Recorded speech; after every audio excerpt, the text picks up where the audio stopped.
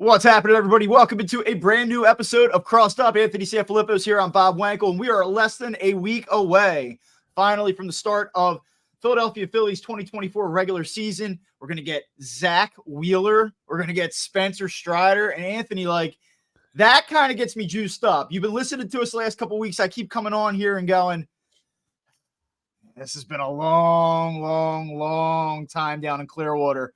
Can we just get to the starting line? And getting that matchup, and it's such a high-profile matchup, arguably the National League's two best starting pitchers. I mean, that might be – I think that's realistic. We're in the ballpark there. Getting these two guys head-to-head game one is going to be awesome. Yeah, it is. And, it's funny, Bob. A lot of people have been talking about how spring training is too long. All of a sudden, we're starting to hear this. Spring training is too long. It's way too long. And it's funny because I think back about it. This is the first real spring training we've had since pre-pandemic. And you think about it, so 2020 was the pandemic, right? Like it got cut off and then they started again, whatever. It was weird. 21, there was a delay to the start because of COVID, right?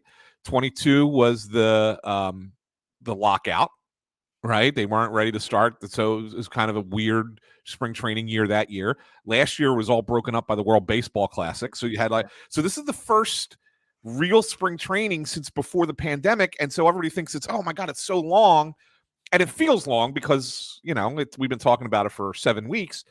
But at the same time, for these players, this has got to be a breath of fresh air that it's finally a return to normalcy in a sense. And so I think that plus the anticipation of it being a big season for the Phillies, just get us to opening day is why we've been a little bit more antsy about it.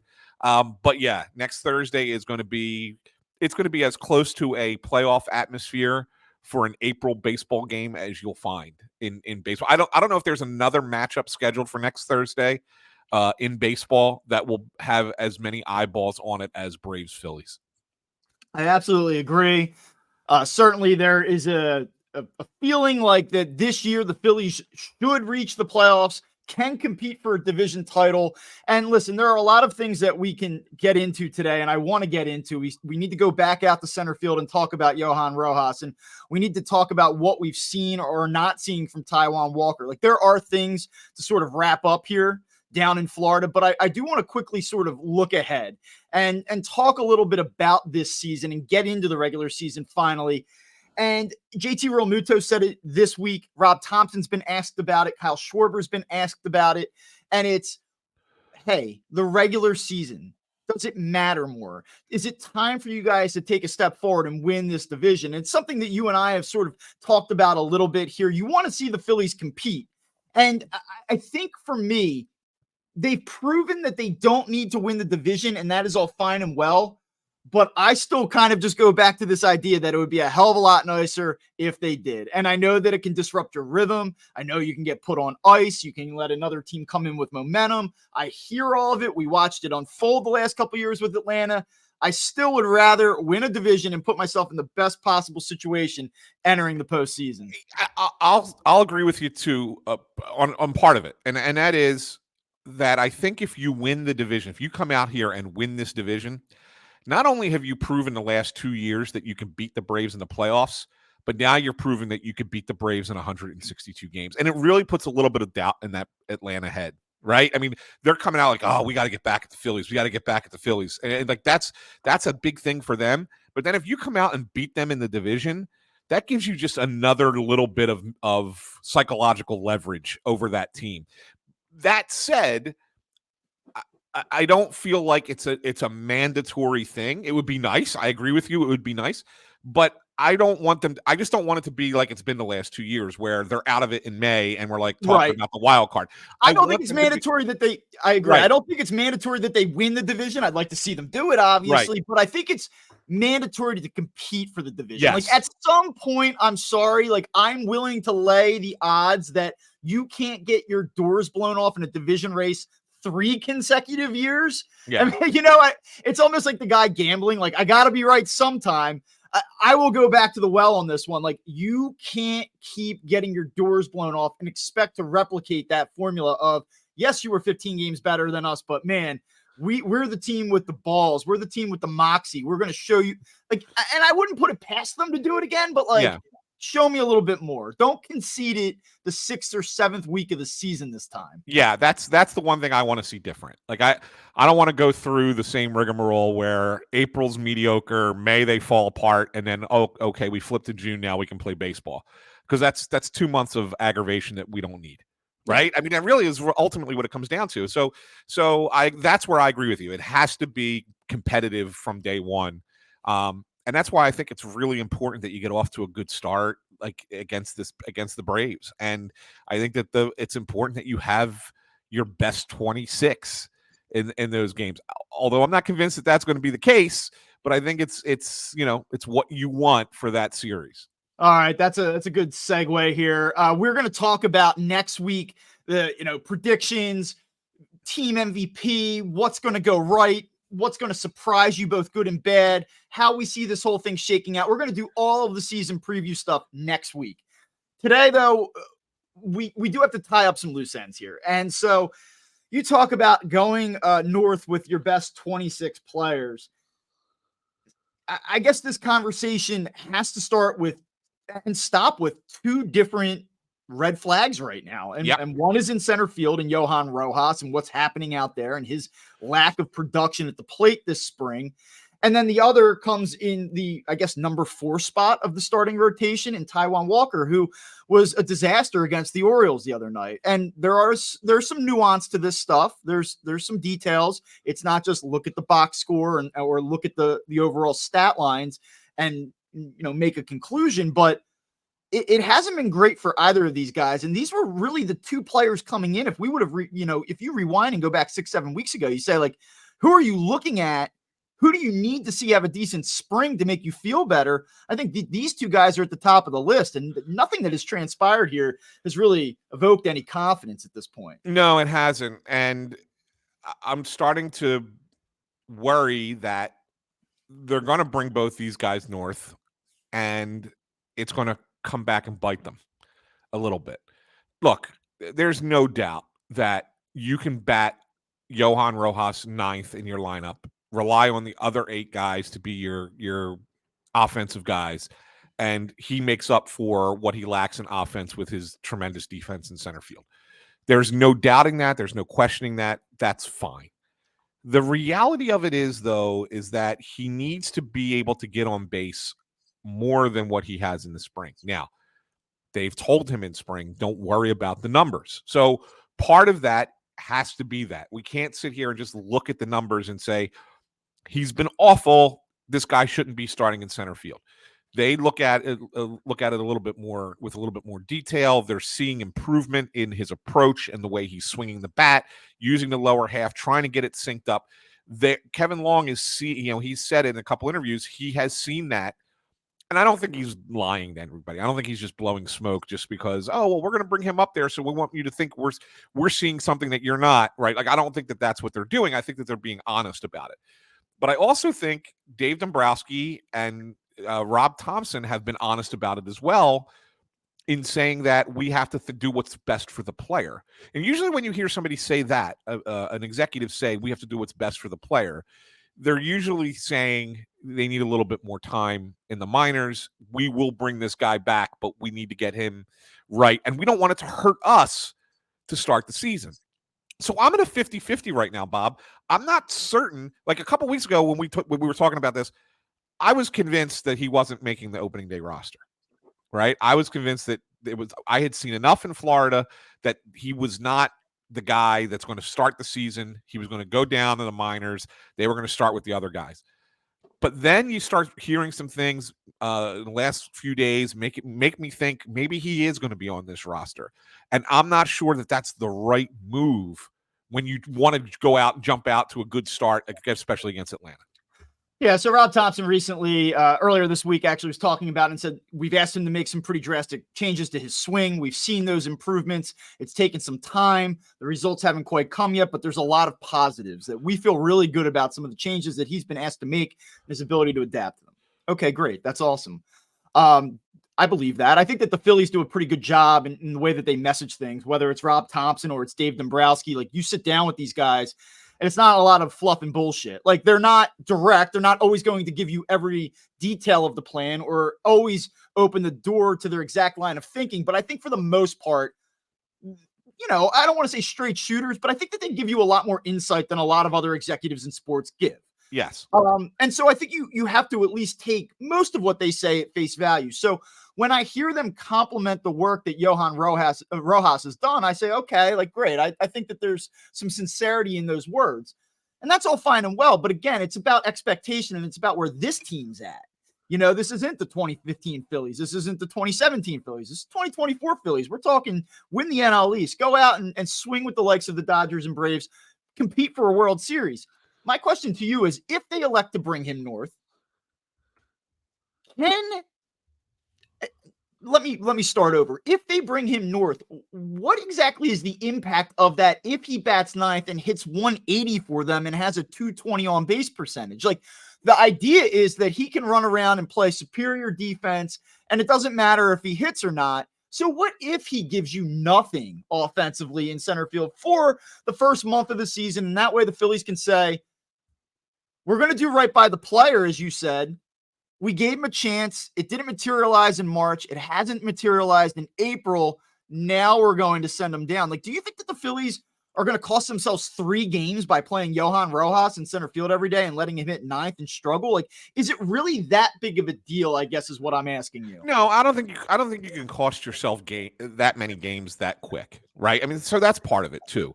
But I guess you look at it backwards, right? I mean, you're crossing your fingers if you put him on your roster to start the season and saying, we believe in this kid. He's going to be fine. We believe. And you expose at least one of the other guys to waivers because they're both out of options in Pache and Cave, right? And then if it doesn't work out, then what are you doing at that point? Then it's like, well, we lost a guy because we gambled on this and it didn't work. Whereas you could go the opposite direction and you can keep those guys at least until you're confident Rojas is ready. Right. Then you could bring them back. And then if you lose one of those guys because you waive them, you're not as upset about it because you now got the guy ready to be, where he's going to go. So, like, to me, that's a more rational way of going about it and thinking about it, and keeps you competitive early, but at the same time, they value what he brings. Yeah, but man, isn't that crazy? Like, because I think that the Phillies forever kind of operated in that fashion. It's like, we're gonna protect our options. We don't want to lose a player that we think isn't necessarily a difference maker, but somebody that can really help us and give depth. Like, and the idea is, like, you do want to say at some point, like, we always talk about spring training results don't matter. They don't matter. You can't read into them. But like, you ask guys to make changes and that's fine. But at some point, results have to materialize. It feels to me like they are doing everything they can to bring Johan Rojas with them opening day. And it's almost like every single sign in front of them says, this isn't the thing to do. But it's almost like, let's wait one more day. Let's wait one more day. Maybe it clicks today. To me, though, it's almost like, I know you have to keep your options open and you can't go out and actually, like, make the transaction 7 days ago. But it's almost like, isn't this a young player who's sort of trying to find his way right now with a lot of eyeballs on him? And like, it's almost like if you were going to bring him north and the results truly don't matter. I feel like earlier this week, and maybe this happened, but I feel like earlier this week, somebody should have tapped him on the shoulder and been like, you're on the team, like, put an end to it. Like, give him that vote of confidence and let's go do this thing for 30 days and see how it goes. Yeah, I agree with you. And the one thing, though, that they did, the one transaction that they did make 7 days ago, I think it was 7 days at this point, that maybe gives you a little bit more of a hint that they're going to do exactly what you just said and come north with Rojas, is they signed Jordan Luplow off of waivers from the Braves and signed him to a minor league contract.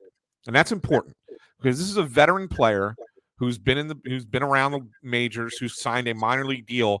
So you don't have to worry about losing him, right? So he goes to he's the right-handed version of Jake Cave in a lot of ways. Plays the same positions, plays some first base, similar type player, just right-handed. And what that does is having him, and then of course David Dahl, who they signed to a minor league deal before or early in spring training, having those guys available maybe makes it more palatable to lose either Cave or Pache if another team were to claim them, if you try to pass them through waivers. So that's that move of adding Luplow. I remember texting you, and the only thing I got is he's the guy that gave up the home run to Rojas when he was impersonating Craig Kimbrell, right? That was the only thing you had on him. But really, that move might be indicative of the fact that they're willing to lose either Pache or Cave just to bring Rojas north. All right. Well, the other thing that we have to look at, and by the way, like I do want to say, like I think it's a good spot to be in, that like this is what we're talking about right now. Like obviously you want to have center field figured out, but I think that part of the reason that this doesn't feel like the end of the world is because you like so much what's around this lineup and up and down it, that okay, if this doesn't work out, it probably shouldn't be a deal breaker for this team. The other thing here, though, now is you go into the starting rotation, and I think that there's a lot to feel good about here. We've talked a little bit about this already. Zach Wheeler, we're all expecting to again maintain that Cy Young level of production, and we think that there's every reason to believe that'll happen again.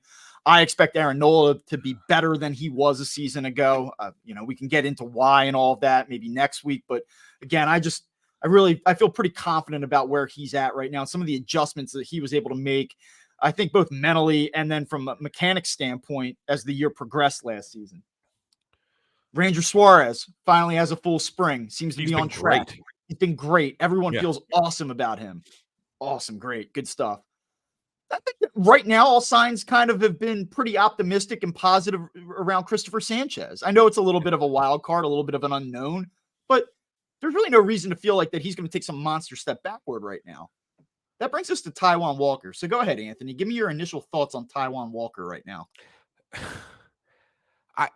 He's a guy who every time you talk to him, you feel like he's blowing smoke at you. Like, oh yeah, I feel great. Oh, everything's fine. Yeah, I'm expecting it to be my velocity to be down. That's no worries. We'll get there. I'm working hard. And I'm like, I feel like you've been saying this since last year. And he gets lit up in the first inning of a spring training game against the Orioles. They have to pull him after 31 pitches. And he goes, and then, in spring training, you're allowed to go back out there again. So he goes back out and he gets hit up, for more the second time out. And Rob Thompson is asked about it. He's like, yeah, well, we got to figure out that first inning problem. No shit, Rob. No shit. You have to figure that out now. It was a problem last year. Why are you having to figure it out a week before the season? Like, to me, this is the most unbelievable thing that they let go to this point. Is this a good time to mention the first inning numbers last year? 31 games. Go ahead. 31 games, 24 earned runs allowed in the first inning. That was by far the most amount of earned runs he allowed in any inning last year. 7.04 ERA. Opponents hit .310 against him with an 888 OPS in the first inning. To be fair, he actually probably should have survived that first inning without some of the damage taking place. But listen, I know that they misplayed a couple balls in the infield. That's all fine and well, but you're looking at velocity. You're looking about the effectiveness of the pitches. It's not like he got dinked and dunked to death on his way to giving up 4 or 5 runs. Like, those balls were squared up. I mean, it was pus, right? So, here's the deal. I was listening to the morning show, WIP morning show today, and I guess somebody had called in and said, like, Taijuan Walker kind of seems like disingenuous. He seems like not a great teammate. He just doesn't seem to fit the Phillies clubhouse. And Ruben Amaro had heard the exchange. He wasn't in on the show, but he sent a text message out to Joe DeCamera, and he said, you can read this too. And he says, Taijuan Walker's a great teammate. Yeah. And that he works his butt off. And you're talking about a guy that's had some success here at the major league level. Like, this isn't some, total scrub that has never been productive. There's a reason he got the contract that he got. And even last year, yeah, he doesn't pitch in October, but like, if you just straight up right now replicated Taijuan Walker's 23 season into 24, I think, you probably would take that. I know the wins and losses really skew the whole thing. Even still, like, I would take his ERA. I'd take his, if that's my number 5 starter. Right. Yeah, I'm taking it every day of the week. But it is interesting, right? Because like you said, it's almost like he kind of is like, there's like this like sense of blowing smoke. And we talked about it before. Like, I had heard that there were, not that it was like some injury that prevented him from performing last year, but that he was just like battling some different like nagging things. And like, true or not, I don't know. But again, like there always feels like there's like a I don't want to use the word excuse because I don't think it's an excuse, but I always feel like there's like some, well, you have to understand the full context in order to really know what's going on here. And I guess that's not different than any situation, but it just always feels like there's like an explanation or a, well, this is why. The bottom line is he's out there. He's I think he was 88 to 90 his first time out. I think the other night he was like 89, maxed out at 93. I don't think he got did he get to 93? Yeah, I think he topped at 93 once. But there was a lot of like 90, 91, 89. I don't know, man. Like 2 2/3 the other night. I think he gave up 7 hits. He had 3 walks. Like he just wasn't sharp. And maybe he's a veteran guy that can kind of turn it on quickly and find a way to figure it out here in the next couple weeks. But I don't feel great about it. I will say that. And I think that in addition, it's not like there's an obvious solution that, well, if this does not work, they're going to have this guy waiting in the wings to come in and do it. Like, I don't feel great about 1, 2, 3. I feel great about 1, 2, 3, but I don't feel great about the entire thing if it becomes pray to God that Christopher Sanchez is legit, doesn't take a big step back, which again, I don't think he will. And then piecing together your number 5, which I know a lot of teams across baseball do this. But like, again, if it's about winning 95 games, beating the Braves, showing that you're truly elite, doing this, Taijuan Walker gives up 4 in the first, but he battles his way through 5 and only gives up 5. Like that's not it, man. Yeah. So just to confirm what Ruben said in that text message, Walker is very well liked in that locker room. Yeah. He's a good teammate. He's always, every time I'm in there, he's talking to a different guy. He's hanging out with different guys. Like I don't want anybody to think that he's not a good fit for the Phillies in that regard. But if I said to you, Bob, without putting the name Taijuan Walker on it and without the contract that he got, if I told you the Phillies were going to get 30 starts and 170 innings out of a number 5 pitcher with a 4.3 ERA and a whip around 1.3, you'd say, I'm in. Yeah, man. So it's right. So like the thing of it is that we get more critical because it's a veteran player who signed a contract that's paying him $72 million over 4 years, right? $18 million a year. And he's expected to be a little bit better than he's been. And so I think that's why we get so caught up in it. And deservedly so. Like I have concerns about Taijuan Walker too. But at the same time, if it was Joe Schmo putting up those numbers and he's your 5th starter, everybody's cool with it. Everybody's like, yeah, man, that's pretty good for a contending team. Well, I think it's also like sort of maybe a bit unfair to Taijuan Walker, this like microscope that's being put on him. Yeah. But I think it's also a kind of a testament to where the Phillies are at and what they've sort of built here, in that the expectations are so great. And in that a lot of these guys, like, people really like them. They're either really talented players or productive players. They forged a connection with the city. Like there's so many of these guys on this team. He's one of these guys that really hasn't done that yet. And I think that that's like a little bit part of it as well. Like, and he is a good guy and he is liked in that clubhouse. And there really isn't any reason. It's funny. Like it's strange to me that he's become this like guy that it's like, well, does he really fit into what they do? And I just think it's the urgency with which fans are sort of approaching this season that has amplified these questions around him. Yeah, no, I think you're spot on with that, and that's part of it, right? And look, that's part of what we do, and we're going to break down every player, and if a guy is struggling, we're going to say he's struggling, and it's not you shouldn't take that as, oh, this, we don't like the guy, because the guy's fine. I mean, like I have zero problem with him. He was open with me, a couple weeks ago when I wrote that first story before everybody else jumped on it, right? Like he was open with me about his recovering from the knee thing, and how he felt like he was a little bit behind, but he would get there. Just had to build up to 5 innings, which I didn't love that quote. Right. Like, I mean, I'm just doing what I have to do the bare minimum. Don't try to go beyond, but whatever. I mean, the guy was honest and open about it. You can't complain about that. I mean, that's something that the city of Philadelphia loves from their athletes. They want that transparency. They want that honesty, and they want to know that you're working hard. That's all that they really care about. And then if you perform within that, they're going to support you with that forever.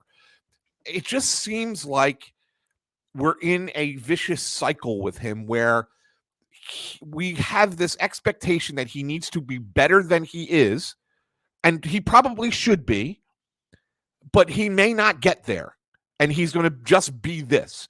And then we have to decide: are we comfortable enough with this as your guy, Right. as part of your rotation? And if you are, then you'll enjoy Taijuan Walker as part of your team. If you're not, then you're going to demand for somebody else to be in his spot. Yeah, and one more thought here. I'm trying to think about like where the fan comes from when they're assessing Taijuan Walker, and I do think that there's part of it where he wasn't thrilled last October, and nor should he be. Anybody that's a competitor, that's a professional athlete, that's getting paid that money, like you want that guy to be upset that he wasn't afforded the opportunity to go out and do it. Whether or not he deserved it is an entirely different story. Like there's got to be part of him that's like, veteran guy, like paying me a lot of money. I want to contribute. I'm frustrated that I'm not contributing. That being said, like then the season ends and we're getting pictures on Twitter from his weight room and pictures of dumbbells, and it's all right. And then, he's behind schedule this spring for a variety of reasons. Like maybe he can't help that he had a little bit of a nagging injury in March. And there were some personal things, and I don't know what they were. And I'm sure that they needed to be attended to. Like that's not on him, but like, or me, I don't know if it's on him. I'm going to give him the benefit of the doubt. But the question is just like, all right, man, like, we saw all that last fall. Like, come do it. And so when you get the quotes like I'm building up to 5 innings, and you see this production and you see 91, you're like, all right, like, okay, I guess we'll see. So that kind of, I think, sort of helps maybe complete the picture of why people are maybe a little bit more dialed in on him than maybe they need to be. But I think this is a really good team. You're obviously going to focus on the flaws of it, the things that concern you about it. And fortunately, right now, and we'll see where we're at 2 weeks from now, the list of like, I'm real concerned about this thing, it's pretty short right now. Yeah, for sure. And I guess the only question I think that remains with him is, will he be ready to go for what his first start is against Cincinnati after the Braves series? Right. And I'm not certain that he is, Bob. He's only pitched in 2 games in spring training. He'll have one more, which I believe is the last spring training game. Yeah. But even then, like, he hasn't thrown more than 3 innings in a game. Like, are you comfortable saying, all right, well, we'll just let him throw 4 innings against Cincinnati? Well, I don't know. I mean, can you get there? Like, he was at what the other night? He threw 61 total pitches. Is that right? He did. They left him out to dry a little bit, but yes. Next start, you ramp up. Maybe you get into the 70s, and then he makes his first start on an 80-pitch limit, and you hope you get 4 or 5 out of him. I think it's not unreasonable to go down that road. No doubt he's behind schedule, and no doubt that is less or far from an ideal situation. But like, yeah, can you maybe choke a 4-inning start out of the guy? Yeah, I think so. Maybe. Or do you? There are off days, right? Can you manipulate the off days to give him, one turn through and let him throw a simulated game and then let him rip? Right. That's what I'm thinking. Yeah, that's what I was thinking. I mean, I think that's a possibility. So yeah, so that's something to keep an eye on here. So, okay, that kind of gets us through. I guess the 2 main things that everybody's talking about here. One other thought that I have kind of coming into this, and I want to keep this kind of short today. We still have to do, one last thing. I just want to kind of get your read on this. We talked last season about the Phillies, and had they won the World Series, they might have gone down as like one of the most, beloved teams ever in the city's history. And they obviously failed to do that. And there was a lot of anger and a lot of frustration from the fan base about this team and the way things ended last year. And I, at the time, said that, and, I personally wasn't angry. I was sort of disappointed. I thought they should have won that series. Certainly. I kind of described it as a choke job. And I think I said that as someone that is very, very cognizant of the fact that baseball is random and that anything can happen in a 2-night span, knowing that. But the reason why I sort of landed on that was that, look at the approaches in that game. Like, they were panic approaches. So it's not like, oh, well, they were spraying the ball all over the field. Shit happens. Or, like somebody made a good pitch at a good time and they blooped one over Bryson Stott's head and they won the game by a run. Like, I thought the Phillies looked panicked in both of those games with an opportunity to go to the World Series. And, you call it a choke job, call it kind of succumbing to the pressure of the moment, whatever it was, like I was surprised because that team to me, like it was so uncharacteristic of them because what we know about this team is that they sort of rise to the occasion. They obviously have home field advantage and just everything pointing in their direction. And for it to fall apart the way it did, it's kind of hard to wrap your mind around it. So there were some bad feelings, I think, at the end of last season. I think for the most part, despite the fact that they've done absolutely nothing other than retain Aaron Nola and add Whit Merrifield, which I don't want to say is, inconsequential. It seems like most of that has been forgotten already. Well, yeah, and I don't think it's. I'll put it this way: I don't think it's forgotten, but I think it's forgiven. Okay. Yes. Yeah. And that I think that's fair. Forgotten. Maybe forgotten's a stretch, but forgiven. Because if it rears its ugly head again, then this town's going to be very, very pissed off. So I actually was going to take this two different ways. We'll stop in negative town first, I guess. This team starts I feel like the goodwill is back. Like it's back like it never left. It's like, how much leash does this team have the first couple weeks of the season before it's like, what the fuck? Here we go again. What these guys in April, like, how are the fans going to take these first few weeks if the Phillies don't come out ripping from the jump? Yeah, I mean, again, they don't have to be, dominant, but at the same time, they have to be better than 500. If you're just a mediocre team in the first month, 2 months of the season, then people are going to start remembering, oh, by the way, you blew it last year against Arizona. Let's not have that happen. And people will talk about it again, right? I mean, that's the path of this journey that during the down times of the season, fans are going to remember, hey, don't forget, this is a group that broke our hearts last year, right? So, but when the season's going well, when the team's winning games, they're going to be right back on board. So it's going to be a little bit of a roller coaster, I think, emotionally with the Phillies all season long. And that's fine. And that, to me, that's a good thing because it means. You think we're going to get like a little bit of like Eagles intensity with this team where they're playing pretty good baseball, but you know, they lose 2 out of 3 to the Mets and it's like, what the hell? Like, what is this? Rob Thompson, what decision making? This guy can't manage. Yep. I think we're going to be in for one of those seasons. Like I project, here's an early prediction about this season. We're going to be talking about a Phillies team and I hope I'm right. We're going to be talking about a Phillies team that first week of June is somewhere between 8 to 12 games over 500, playing pretty good baseball. And they're going to have a couple bad losses. And we're going to have to get on here and be like, yo, like that went wrong. Questionable decision. Like you and I are going to pick things apart and talk about it. But I feel like that we're going to be taking some tone of like, everyone needs to relax. Like everyone needs to just chill out. Like this is a good team. They know what they're doing. Like it's all good. I feel like there might be some of that this year. Like I really do think that fans are going to be like on edge a little bit. There's a lot of goodwill. I think, and when we started having this conversation, when I started talking, you know where I was trying to get to? Like the likability factor of the team. Like they did nothing. And I think in a way, it's part of like, it's not why this team's likable, but like, I feel like the fans are really able to. It's so unique in sports. And stop me if I'm wrong here. But I really feel like that this Phillies team is different in that like the consistency of the core has been together now for enough years and successful years in making these 2 deep playoff runs. And here they are again with big expectations. Like it's unique to see, to me anyway, like this run of success and really be relatively unchanged in terms of who's doing it. I feel like the connection between the fan base and this team is about as strong as it can get in 2024. 1,000%. And I think that there's something great about that and unique about that. That's awesome. But it's also what could be the negative, which is what you said. Like everybody's going to panic over every little thing. Right. Like it's going to be hyper anxiety about the Phillies this year. It's going to be right up my alley.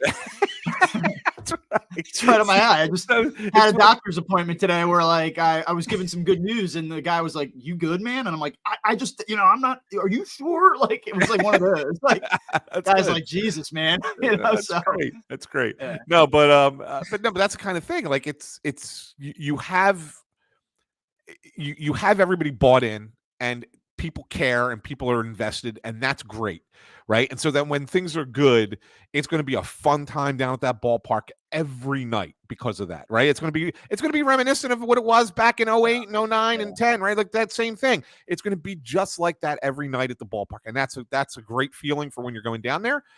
But we're also going to have moments where we're like, all right, stop panicking. It was just one loss in mid-June. Like, it's no big deal. We'll talk about it in the vacuum, but let's not make it be something that needs to be bigger than it really is. Fair enough. All right. Well, let's try to get to the finish line here. Are we going to talk about Shohei Ohtani? Well, that's got to be one last thing, right? I mean, how can it not be one last thing today? I heard Kevin Nagandi today ask a really interesting question to John Kincaid and Andrew Salchunas, and he just said, I have one question about all of this, because there's obviously the story about the interpreter and the story changing 3 times in 24 hours. Yeah. What bookie is allowing someone to take on a $4.5 million credit? Like, and it's a great question, because like, think the best of the situation, think the worst of the situation. I know the fact that the wire transfer is a whole different element to it. Like, that in and of itself, if executed improperly, can be a legal thing federally. Like, there's so much at play here, but just ask yourself this. What bookie is allowing someone to take out $4.5 million of credit? Something's not right about this, man. And if I'm the Dodgers right now, I'm like, oh my God, like, this is not good. I hope, the only thing I'll say, because I don't know my ass from my elbow on this story, and I'm not going to sit here and try to, take everyone to death and be like, I'm right.